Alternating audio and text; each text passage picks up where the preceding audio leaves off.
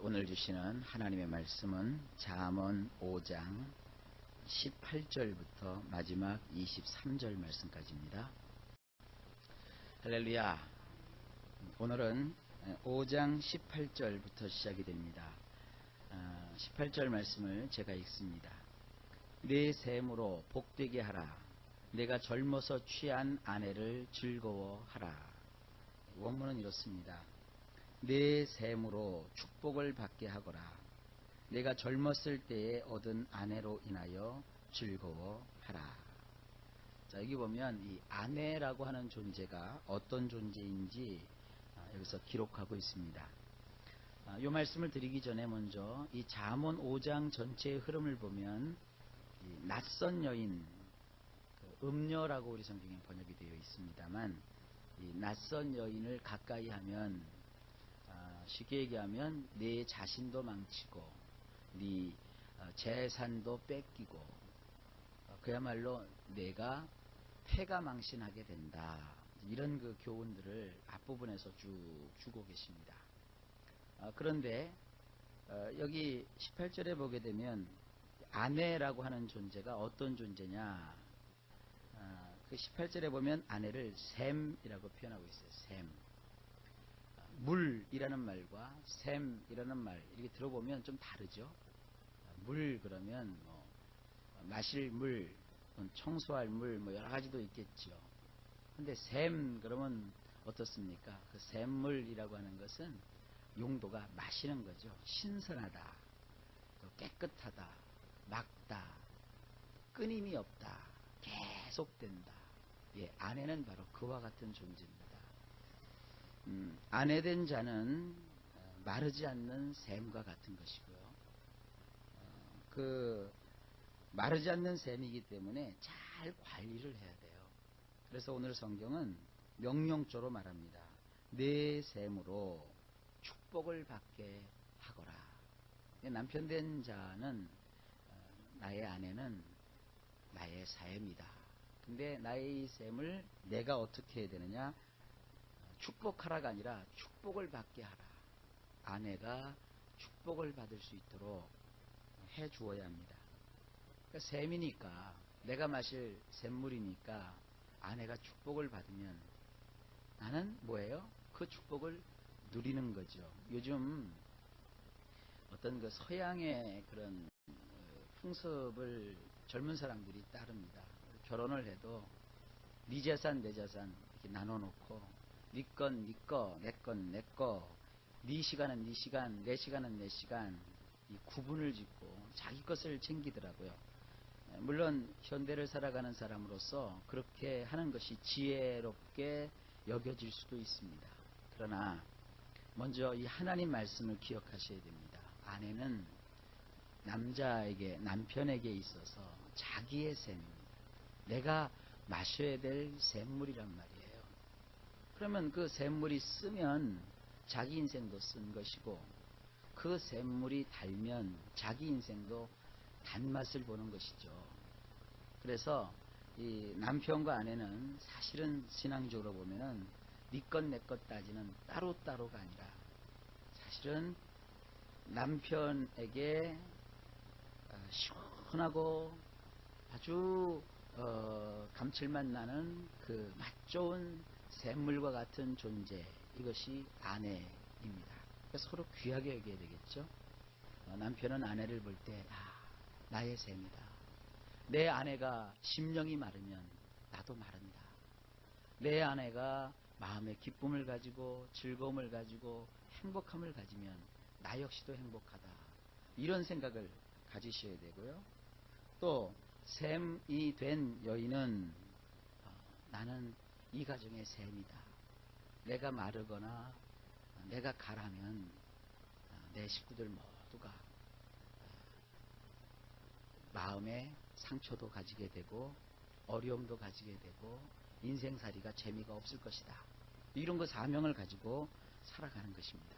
자, 그 다음에 보면 네가 젊었을 때에 얻은 아내로 인하여 즐거워하라. 이 아내라고 하는 존재는 남편에게 즐거움을 주는 자가 아니라 여기 성경은 그 아내로 인하여 남편 스스로가 먼저 즐거워해야 돼요. 이 철이 없는 남자들은 자꾸 아내에게 뭘 바래요. 그래서 내 아내가 나를 즐겁게 해주느냐, 즐겁게 해주지 않느냐, 저 아내가 나를 만족시켜 주느냐, 만족시켜 주지 않느냐, 자꾸 그렇게 봅니다. 그건 성경과는 전혀 상관없는 생각을 하는 겁니다. 성경은 뭐라고 되어 있어요? 네 아내로 인해서 즐거워하라 이겁니다. 아내에게서 내가 즐거움을 찾는 그런 자세가 되어야 됩니다. 어떻게 보면 이 아내는 즐거움이라고 하는 이 보물을 담고 있는 보물섬과 같은 거예요. 보물섬에 간다고 해서 다 보물이 있는 거 아니지 않습니까? 보물 지도를 가지고 보물섬에 가서 그 보물을 찾아야죠. 남성은 인생의 즐거움을 나의 아내에게서 찾을 수 있는 자가 되어야 됩니다. 이제 그런 경우가 있잖아요.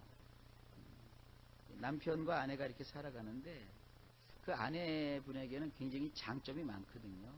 근데 정작 그 남편은 그 여인의 그 장점을 못 보더라고요.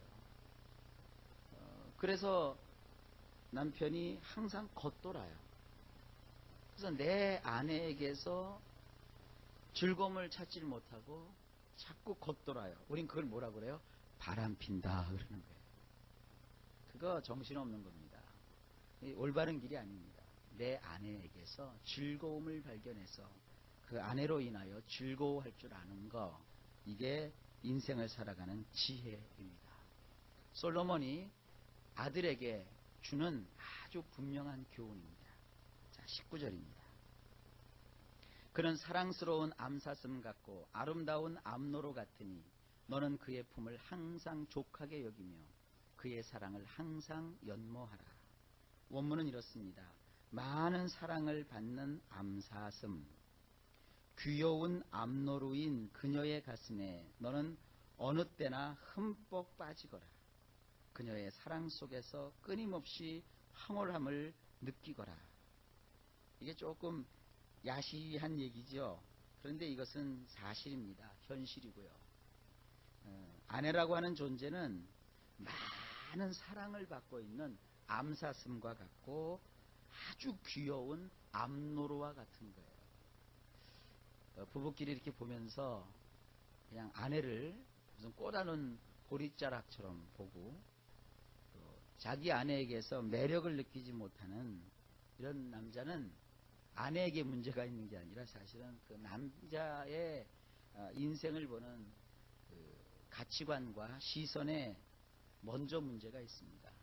물론 여인이라고 해서 100% 완벽하진 않죠. 그러나 이제 이건 일상적이고 또 평범한 그런 내용을 지금 하고 있는 것입니다. 주님의 말씀을 그대로 받는 자가 되어야 합니다. 아내는 사랑을 받는, 그것도 많은 사랑을 받는 암사슴입니다. 사랑을 많이 받아야 돼요. 많은 사랑을 받아야 될 암사슴이고 정말 귀여운 암노루예요. 그녀의 품 안에서 어느 때나, 좋을 때만, 자기 기분 좋을 때만이 아니라 언제나 그의 품에 흠뻑 빠지거라. 그러니까 남편은 아내에게 푹 빠져 있어야 돼요. 그러니까 여러분들이 이런 그 신앙의 원리를 잘 아십시오. 이게 신앙이에요. 어떤 분들은 하나님 나라를 사모하고 또 예수를 믿는다는 이유로 남편이 아내를 가까이 하지 않고 아내가 또 남편을 이렇게 등 돌리고 앉아 있는 거, 이거 신앙 아닙니다. 그러려면 그냥 가장 좋은 게 뭐냐? 바울이 그랬죠. 독신으로 사는 거예요. 가장 좋은 게 독신으로 사는 거예요. 함께 사는데 못 산다. 여러 가지 이유 때문에 못 산다. 그러면 그래서 그들이 갈라지고자 한다. 그러면 갈리도록 가라. 제가 이 설교를 한번 했다가 봉변을 당했어요. 뭐라고 봉변하냐면 목사님이 이혼해도 된다고 했다. 아니, 그게 말을 그렇게 거꾸로 들으면 안 되죠. 성경의 얘기를 한 거거든요. 만일 저희가 어떤 신앙적인 이유로 갈라지고자 할 때는 그 갈라지는 것을 막을 그런 성경의 교훈은 없는 거예요. 갈라지게 되면 갈라지게 되는 거죠. 그러나 갈리웠다가도 다시 합치고자 할 때는 그렇게 하도록 해라. 그러나 갈라졌는데 같이 살지 못해서 또 결혼을 하려고 할 때는 또 그것을 또 허락을 하라. 그러나 만약에 같이 있고자 할 때는 이러한 성경의 원리를 적용받아야죠. 그래서 이렇게 저렇게 막 걸고치지 않고 혼자 사는 게 좋은 사람은 독신으로 사는 게 제일 좋고요. 그렇게 않고 함께 살 경우에는 남편은 아내에게 흠뻑 빠져야 돼요. 그리고 그녀의 사랑 속에서 끊임없이 황홀감을 느껴야 돼요. 아내는 남편을 끝없이 사랑해 주어야 되고, 그 끝없는 사랑 속에 아내는 그 베푸는 그 사랑이 풍성해져 있는 그 상태에서 남편은 그 아내로 말미암아 끝도 없이 황홀감을 느끼는 거예요. 그러니까 부부관계는 황홀한 관계예요. 황홀한 관계. 이 성경은 굉장히 구체적입니다. 시간 있으면 굉장히 자세한 얘기를 좀 하고 싶은데 새벽이니까 그냥 넘어갑시다. 20절. 내 아들아 어찌하여 음녀를 연모하겠으며 어찌하여 이방 계집의 가슴을 안겠느냐. 원문은 이렇습니다. 그런데 내 아들아 어찌하여 낯선 여인으로 황홀해지려 하며 이방 여인의 품을 끌어안으려 하느냐. 원칙은 18절 19절인데 그런데 부모의 입장에서 결혼한 자식을 보니까 이 아들이 지금 뭐하고 있는 거예요? 낯선 여인으로 황홀해지려 해요. 내 아내에게서 그 황홀함을 가지지 못하고 자꾸 그 바깥에 있는 여인에게서 황홀해지려 하고 또 이방 여인을 품에 끌어안고자 하고 있단 말이에요. 그러면서 이 잠언 기자가 뭐라고 21절에 콕 찔러서 말씀을 하느냐 하면 이렇습니다. 대저 사람의 길은 여호와의 눈앞에 있나니 그가 그 사람의 모든 길을 평탄하게 하시느니라. 원문을 보면 이렇습니다. 실로 여호와의 두 눈 앞에 사람의 길이 있느니라. 그의 모든 자취를 그가 달아보시느니라. 하나님이 나의 인생을 바라보고 계시다 하는 이 생각을 가져야 될 필요성이 있습니다. 왜냐하면 하나님께서는 그 두 눈을 가지고 계신데 두 눈 똑바로 뜨시고 그가 가고 있는 인생의 자취를 달아보고 계세요. 이거는 하나님께서 계산하고 계시다는 거예요. 반드시 가정생활에 충실하지 않은 사람은 하나님의 이 달아보시는 저울 앞에 걸리게 되어 있어요. 이 세상에서 가정을 돌보지 않고 가정이 안정되지 않은 상태에서 뭔가 이룰 수 있다면 그것은 큰 착각입니다. 세상적으로 성공을 하고 인기를 가지고 많은 재물을 얻었다 할지라도 가정이 붕괴되면 그것은 세상적으로도 불행한 것이지만 하나님께서 기쁘게 여기지 않습니다. 여러분, 하나님은 먼저 여러분들을 행복하게 만드시고 여러분이 행복한 생각을 품고 행복하게 살기를 원하시고 여러분들이 가정을 이루었으면 여러분의 가정이 정말 부부가 황홀할 지경까지 서로 사랑하고 의지하고 격려하고 축복하고 즐거워하기를 원하십니다. 이것을 깨닫는 것이 뭐냐 하면 지혜입니다. 하나님의 이 지혜를 꼭 여러분 붙잡으시고 그와 같은 그 가정과 부부의 삶을 하나님은 달아보신다 그랬습니다. 잊지 마십시오. 22절입니다. 악인은 자기의 악에 걸리며 그 죄의 줄에 매이나니 이 결과가 나오는 거예요. 원문을 보면 이렇습니다. 악한 자는 그 악행에 스스로 걸려들고 말아서 그 죄의 끈들로 그가 단단히 묶이게 되느니라. 그러니까 이렇게 바람을 피고 또 아내를 구박하고 그에게 이렇게 인생에 대한 행복을 느끼지 못하게 하고 이런 거 이게 다 이게 악한 겁니다. 악한 거. 하나님은 이런 사람을 악하게 본단 말이에요. 밖에 나가서 이름을 걸고 뭐 크게 성공하고 사람들한테 막 잘해주고, 물론 그것도 해야 되겠지만 그거는 하나님 보실 때 그렇게 좋은 게 아닙니다. 그것도 해야 되지만 먼저 가정을 가진 사람은 악한 일을 하면 안 돼요. 뭐 도적질하고 죽이고 그것만 악이 아니라 가정을 행복으로 이끌지 않는 거, 그거 악입니다. 그리고 아내를 기쁘게 해주지 못하고 또 자기가 그 아내로 인해서 즐거움을 갖지 못하고 황홀할 지경까지 사랑에 빠지지 않고, 그리고 아내의 품에서 만족함을 가지지 못하는 자는 이거 악한 거예요. 악한 거. 그래서 여기 보면 이 악행에 어떻게 되느냐, 스스로 걸려 들게 되고요, 그의 그 죄로 인한 그 끈들로 오히려 그가 꽁꽁 묶이게 됩니다. 힘 있다고, 배웠다고, 가졌다고 내 아내를 구박하고 아내를 무시하고, 또 밖에 나가서 그냥 몸을 막 자기가 굴리고 세상 말로 막 바람피고 돌아다니고, 그 한때입니다. 한때. 그러나 하나님이 그를 꽁꽁 묶어버리면 아주 비참해지는 거죠. 이설을교 들으면서 아주 속이 시원해지는 분들도 계실지도 모르겠어요. 그러나 이것은 하나님이 우리에게 엄히 가르쳐 주시는 인생의 교훈입니다. 저는 여러분들에게 다시 한번 축복하고 싶습니다.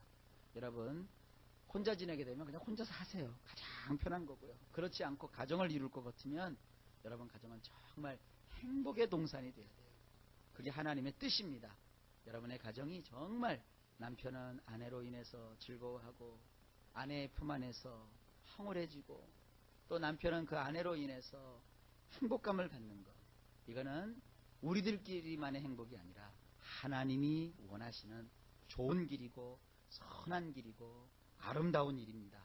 여러분 꼭 이런 가정들 다 되시고 행복한 삶을 사시기를 주의 이름으로 축복합니다.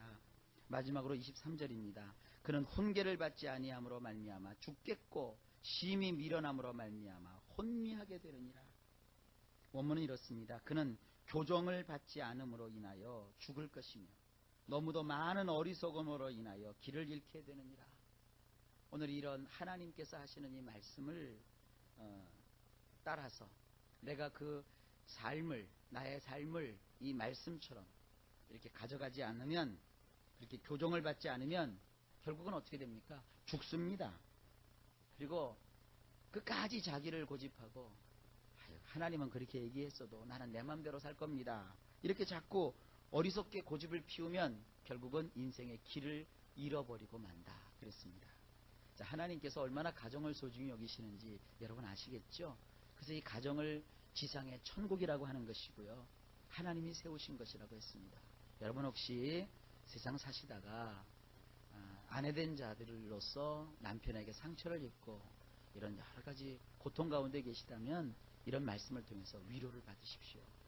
그리고 또 남편 된 자라면 내가 얼마나 중요한 역할을 하는 것인가, 그래서 내 아내에 대한 하나님이 위임하신 이 책임을 잘 감당하셔서 남편과 아내가 아름답고 행복한 그런 가정들을 이루셔서 하나님의 뜻을 이루시기를 바랍니다.